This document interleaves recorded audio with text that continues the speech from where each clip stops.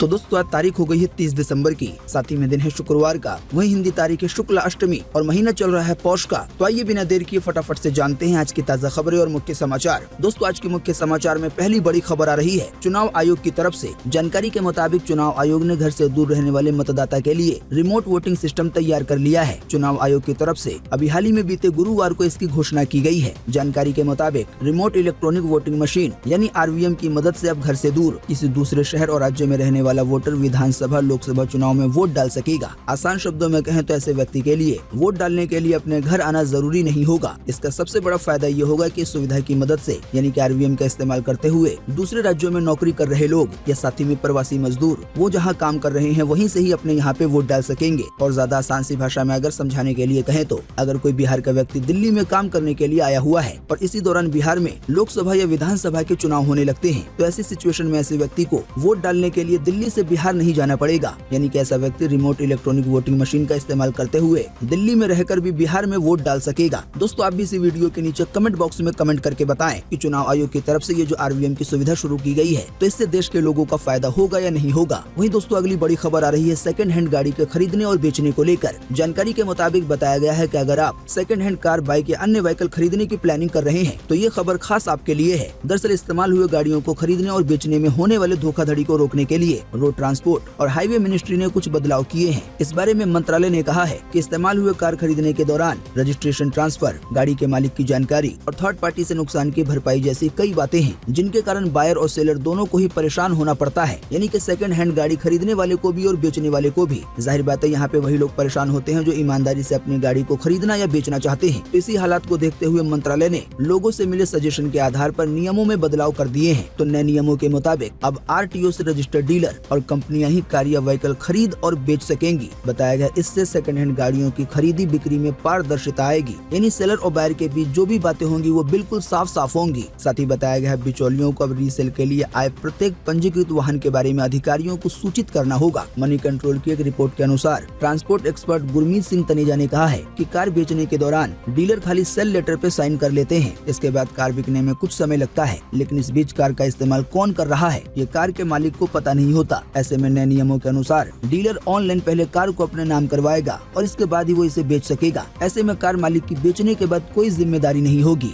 वहीं दोस्तों अगली बड़ी खबर आ रही है शाहरुख खान की मूवी पठान के विवाद को लेकर। जानकारी के मुताबिक शाहरुख खान और दीपिका पादुकोण की फिल्म पठान के कुछ सीन्स और गानों में बदलाव किया जाएगा। Central board for film certification ने बीते गुरुवार को इस बारे में फिल्म मेकर्स को बदलाव के सुझाव दिए हैं। जानकारी के मुताबिक सेंसर बोर्ड ने फिल्म को बारीकी से देखने के बाद ये सुझाव दिया है। दोस्तों वैसे आप नहीं जानते हैं तो आपको बता दें पठान मूवी आने वाले 25 जनवरी को सिनेमा घरों में रिलीज होनी है। वहीं दोस्तों अगली बड़ी खबर आ रही है कोरोना वायरस को लेकर। जानकारी के मुताबिक कोरोना महामारी की नई लहर की आशंका को देखते हुए केंद्र यानी कि भारत सरकार ने एक बड़ा फैसला लिया है। बताया गया है सरकार ने आने वाले 1 जनवरी से चीन समेत कई देशों से आने वाले यात्रियों के लिए RT-PCR यानी कि कोरोना की जांच रिपोर्ट दिखाना अनिवार्य कर दिया है। केंद्रीय स्वास्थ्य मंत्री मनसुख मंडाविया ने अभी हाल ही में बीते गुरुवार को इस फैसले की जानकारी दी है। उन्होंने कहा है कि चीन, हांगकांग, जापान, दक्षिण कोरिया, सिंगापुर और थाईलैंड से भारत आने वाले यात्रियों को 1 जनवरी से नेगेटिव कोविड टेस्ट रिपोर्ट देना जरूरी होगा, यानी कि कोरोना की जांच रिपोर्ट दिखाना। साथ ही में स्वास्थ्य मंत्री मंडाविया ने ये भी कहा है कि इन जगहों से आने वाले यात्रियों को फ्लाइट पकड़ने से पहले एयर सुविधा पोर्टल यानी कि वेबसाइट पर RT-PCR टेस्ट की नेगेटिव कोविड रिपोर्ट अपलोड करनी होगी। दोस्तों कोरोना को लेकर एक और बड़ी खबर आ रही है। जानकारी के मुताबिक चीन में कोरोना से हालात बदतर होते जा रहे हैं। इसी को देखते हुए ताइवान ने आने वाले 1 जनवरी से चीन से लौटने वाले यात्रियों के लिए RT-PCR टेस्ट यानी कि कोरोना की जांच रिपोर्ट दिखाना अनिवार्य कर दिया है। वहीं जानकारी के मुताबिक अब अमेरिका में भी आने वाले 5 जनवरी से चीन से आने वाले सभी यात्रियों की निगरानी की जाएगी। यहाँ पर भी लोगों को कोरोना की जांच रिपोर्ट दिखाना जरूरी होगा। दोस्तों इसी बीच कोरोना के मामले में जापान को लेकर एक बड़ी खबर आई है। जानकारी के मुताबिक अभी हाल ही में जापान में केवल एक दिन में कोरोना के कारण 438 लोगों की जान गई है। आइए दोस्तों अब अगली खबर में जानते हैं कि बीते रोज लगभग 24 घंटे में अपने देश में कोरोना के कितने नए मामले सामने आए। तो भारत सरकार के अपने पोर्टल यानी कि mygov.in के मुताबिक बीते रोज लगभग 24 घंटे में 267 नए मरीज मिले हैं कोरोना वायरस के देश भर में। वहीं इसी दौरान 182 लोग ठीक हुए हैं कोरोना से। साथ ही में इसी दौरान एक व्यक्ति की जान भी गई है कोरोना के कारण देश भर में। दोस्तों आपको बता दें अभी देश भर में एक्टिव केसों की संख्या 3552 है। आसान शब्दों में कहें तो अभी देश भर में कोरोना के इतने मरीज हैं जिनका इलाज चल रहा है। वहीं दोस्तों अगली बड़ी खबर आ रही है CBSE के डेट शीट को लेकर।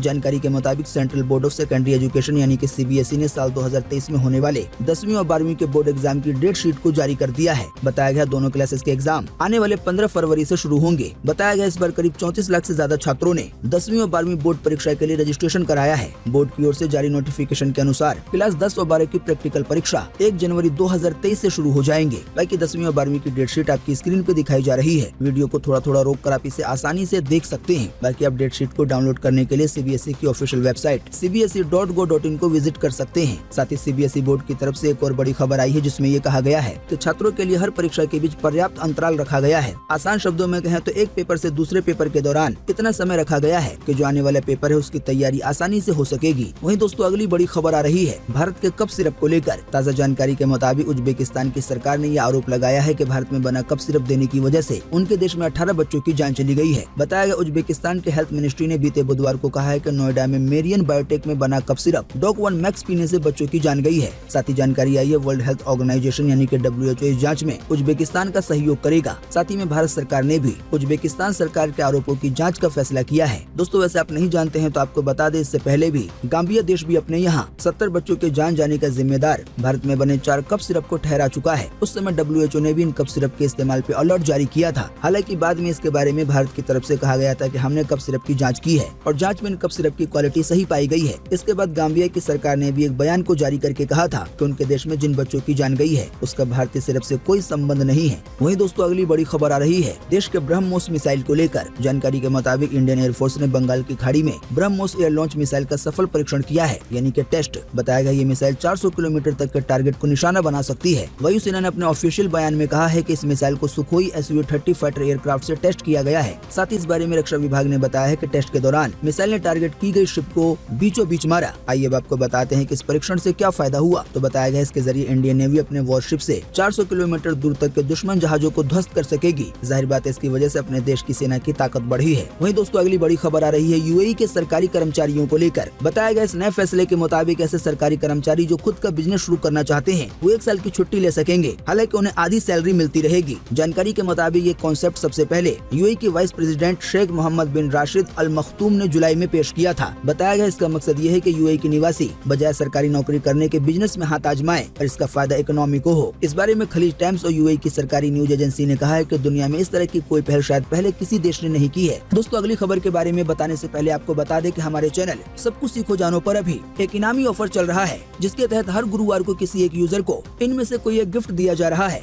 जिसे आप अभी अपनी स्क्रीन पे देख रहे हैं। दोस्तों इस इनामी ऑफर में हिस्सा लेना बड़ा ही आसान है। इस मुख्य समाचार के वीडियो को शुरू से अंत तक देखना है। साथ ही दोस्तों अभी तक अगर आपने हमारे इस चैनल सब कुछ सीखो जानो को सब्सक्राइब नहीं किया है तो सब्सक्राइब करके बेल का आइकन जरूर दबाना है। बेल का आइकन दबाना सबसे मेन है। अगर आपने पहले से सब्सक्राइब कर रखा है और बेल का आइकन नहीं दबाया है तो आप इसे ध्यान से ऑन कर लें। वहीं दूसरा काम है इसी वीडियो को लाइक और शेयर करना। तो जो भी यूजर इन कामों को करेंगे तो इन्हीं में से किसी एक विनर को हर गुरुवार को इनमें से कोई एक गिफ्ट दिया जाएगा। आसान शब्दों में कहें तो हर गुरुवार को एक नए विनर का ऐलान किया जाएगा। वहीं दोस्तों अगली बड़ी खबर आ रही है अवतार 2 मूवी को लेकर। जानकारी के मुताबिक अवतार 2 मूवी ने दुनिया भर में बॉक्स ऑफिस पर 8,200 करोड़ रुपए की कमाई कर ली है। वहीं जानकारी के मुताबिक इस मूवी ने अपने देश भारत में 268 करोड़ रुपए की कमाई की है। बताया गया अवतार 2 मूवी ने 2022 में सबसे ज्यादा कलेक्शन करने वाली हिंदी फिल्म ब्रह्मास्त्र के लाइफ टाइम कलेक्शन को पीछे छोड़ दिया है। अवतार 2 मूवी की कमाई को लेकर एक और चौंकाने वाली बात यह है कि इतना बड़ा कलेक्शन केवल 14 दिनों में हो गया है। वैसे आप नहीं जानते हैं तो आपको बता दें इस मूवी को बनाने में 2000 करोड़ रुपए खर्च हुए हैं। इसी की वजह से ये अब तक की सबसे महंगी मूवी है। वहीं दोस्तों अगली बड़ी खबर आ रही है इंडिया में होने वाले सड़क हादसों को लेकर। दोस्तों अगर आपने हमारे बीते रोज का मुख्य समाचार देखा होगा तो आपको पता होगा कि बीते साल 2021 में रोजाना सड़क हादसों की वजह से 400 से ज्यादा लोगों की जान गई। इसकी वजह से पूरे साल भर में 1,53,972 लोगों की जान गई। तो उसी खबर की कड़ी में ये खबर आई है। बताया गया बीते साल 2021 में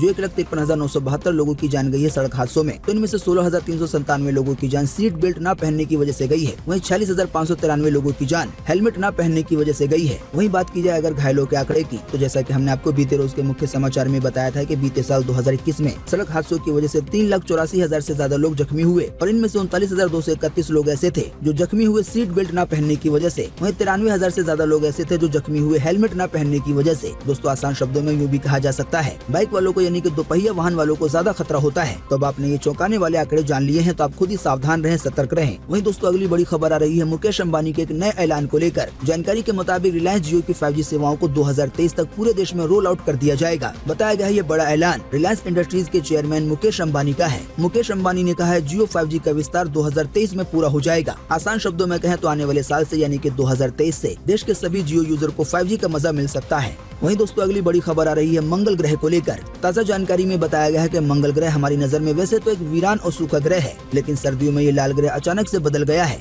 बताया गया मंगल ग्रह के उत्तरी गोलार्ध में ठंड है, पर यहीं पे नासा का परसिवरेंस रोवर और इंजेनिटी हेलीकॉप्टर एक प्राचीन नदी डेल्टा में खोज कर रहा है। बताया गया मंगल ग्रह के ध्रुवों पे तापमान -123 डिग्री सेल्सियस तक कम हो जाता है, तो ऐसे में मंगल ग्रह पर कार्बन डाइऑक्साइड आधारित बर्फ मिलती है, जिसे सूखी बर्फ या ड्राई आइस कहते हैं। जानकारी के मुताबिक इस बारे में एक वैज्ञानिक की तरफ से कहा गया है कि मंगल पे इतनी ज्यादा बर्फ होती है कि आप इस पे स्कीइंग कर सकते हैं। वहीं दोस्तों अब अगली बड़ी खबर आ रही है पाकिस्तान को लेकर। जानकारी के मुताबिक पाकिस्तान ने बीते गुरुवार को कहा है कि वो भारत के साथ अच्छे संबंध रखना चाहता है, लेकिन इंडिया को कश्मीर समेत सभी लंबित मुद्दों को बातचीत के जरिए सुलझाने में गंभीरता दिखानी होगी। वहीं दोस्तों अगली बड़ी खबर आ रही है कोरोना की एक और नई लहर को लेकर। जानकारी के मुताबिक ब्लूमबर्ग ने चीन की नेशनल हेल्थ कमीशन के हवाले से बताया है कि 20 दिसंबर 2022 को यहाँ केवल एक दिन में 3 करोड़ 70 लाख से ज्यादा नए कोरोना के मरीज मिले। जाहिर बात है ये आंकड़ा इतना बड़ा है कि सभी को हैरान कर रहा है। डर इस बात का भी है कि ये एक बार फिर से भारत समेत पूरी दुनिया में न फैल जाए। दोस्तों अगर आपने हमारे बीते रोज का मुख्य समाचार देखा होगा तो आपको पता होगा कि कोरोना को लेकर आने वाले 40 दिन बड़े ही गंभीर बताए गए हैं, क्योंकि कई विशेषज्ञों का ऐसा अनुमान है कि 40 दिन में कोरोना की एक और नई लहर आ सकती है। वहीं दोस्तों अगली बड़ी खबर आ रही है मुकेश अंबानी के बेटे अनंत अंबानी को लेकर। जानकारी के मुताबिक नीता और मुकेश अंबानी के बेटे अनंत अंबानी का रोका यानी कि सगाई राधिका मर्चेंट के साथ राजस्थान के नाथद्वारा में श्रीनाथ जी मंदिर में हुआ। आप नहीं जानते हैं तो आपको बता दे, राधिका बिजनेसमैन वीरेन मर्चेंट की बेटी है। अब ताज़ा जानकारी के मुताबिक अनंत अंबानी और राधिका अब जल्दी 7 फेरे ले सकते हैं। वहीं दोस्तों अगली बड़ी खबर आ रही है राजस्थान के मुख्यमंत्री के बयान को लेकर। जानकारी के मुताबिक बजट पर सुझाव देने के लिए बुलाए गए कांग्रेस के एक दिन के अधिवेशन में सीएम अशोक गहलोत ने कांग्रेस नेताओं कार्यकर्ताओं को सख्त हिदायत दी है। राजस्थान के मुख्यमंत्री ने कहा है कि ये कहना बंद कर दीजिए कि हमारी सरकार रिपीट नहीं हो रही है। साथ ही उन्होंने कहा कि हम अगर रिपीट करेंगे तो ये राजस्थान के लिए नहीं बल्कि देश के लिए होगा। साथ ही उन्होंने कहा जो नेता खुद के मुँह से पार्टी के लिए उल्टी बातें कहते हैं वो पार्टी के वफादार नहीं है, पार्टी के प्रति वफादार रहो। राजस्थान को लेकर एक और बड़ी खबर आ रही है, देखिए अपनी स्क्रीन पर। जानकारी के मुताबिक आम लोगों की समस्याओं को निपटाने में राजस्थान को एक बड़ी कामयाबी मिली है। बताया गया केंद्र सरकार के लोक शिकायत निवारण व प्रशासनिक सुधार मंत्रालय ने पूरे देश में राजस्थान को इस मामले में नंबर 1 पे माना है, यानी कि आम लोगों की समस्याओं को निपटाने में राजस्थान को नंबर 1 माना गया है। बताया गया इस साल 2022 में 53,80,000 शिकायतों का निस्तारण किया गया है। जाहिर बात है राजस्थान के लिए ये बात बहुत ही महत्वपूर्ण है, क्योंकि राजस्थान अब चुनावी साल में प्रवेश कर चुका है। ऐसे में राजस्थान को ये जो खिताब मिला है इसको चुनावों में बार बार दोहराया जा सकता है, और दोहराया भी क्यों न जाए। वहीं दोस्तों जियो को लेकर एक और बड़ी खबर आ रही है। जानकारी के मुताबिक रिलायंस जियो ने बीते गुरुवार इंदौर और भोपाल में जियो ट्रू 5G सर्विस लॉन्च कर दी है। इसके साथ ही जियो इंदौर और भोपाल में 5G सर्विस देने वाला पहला ऑपरेटर बन गया है, और अब इंदौर और भोपाल के जियो यूजर्स को जियो वेलकम ऑफर के तहत इनवाइट किया जाएगा, और इसके जरिए जियो यूजर्स बिना किसी एक्स्ट्रा चार्ज के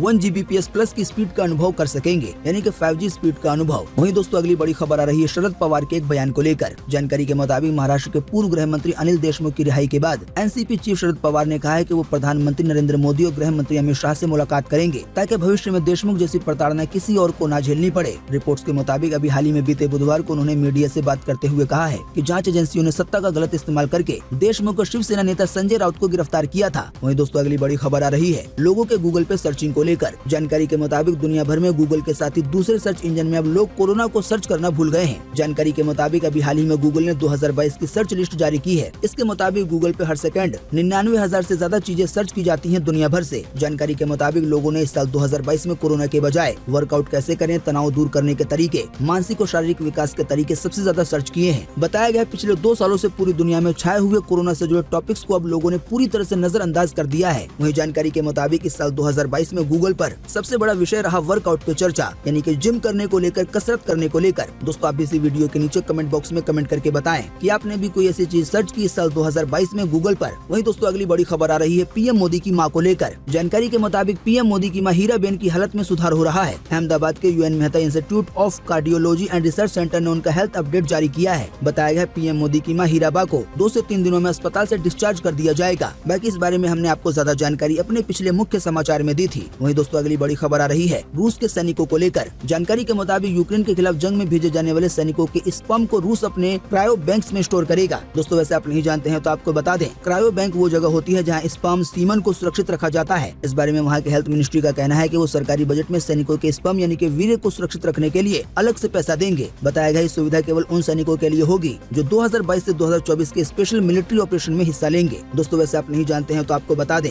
जिन भी सैनिकों के स्पर्म को इकट्ठा किया जाएगा उन्हें सुरक्षित रखा जाएगा और अगर आने वाले दिनों में जंग में उनकी जान चली जाती है तो उसी स्पर्म के जरिए उनका वंश आगे बढ़ सकेगा। वहीं दोस्तों अगली बड़ी खबर आ रही है भारत पाकिस्तान के टेस्ट मैच को लेकर। जानकारी के मुताबिक ऑस्ट्रेलिया के मेलबर्न क्रिकेट ग्राउंड ने भारत पाकिस्तान टेस्ट मैच की मेजबानी का प्रस्ताव रखा है। बात यह है कि दोनों पड़ोसियों के बीच यानी इंडिया और पाकिस्तान के बीच 2007 के बाद कोई भी टेस्ट मैच नहीं हुआ है। जानकारी के मुताबिक दोनों देश यानी कि इंडिया पाकिस्तान में जैसे राजनीतिक संबंध हैं, इसको देखते हुए दोनों देश के क्रिकेट बोर्ड आपस में खेलने के लिए राजी नहीं होते हैं। इसी की वजह से ऑस्ट्रेलिया के मेलबर्न क्रिकेट ग्राउंड ने यह प्रस्ताव दिया है कि अगर दोनों देश चाहें तो वहां जाकर आने वाला जो टेस्ट मैच है उसे खेल सकते हैं। अब इस प्रस्ताव पे दोनों देशों का क्या जवाब आता है ये तो आने वाले दिनों में ही पता चलेगा। उम्मीद करते हैं इससे आपको काफी कुछ जानकारी मिली होगी।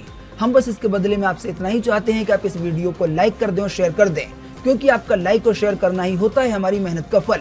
वीडियो देखने के लिए आपका बहुत बहुत धन्यवाद। Thanks for watching.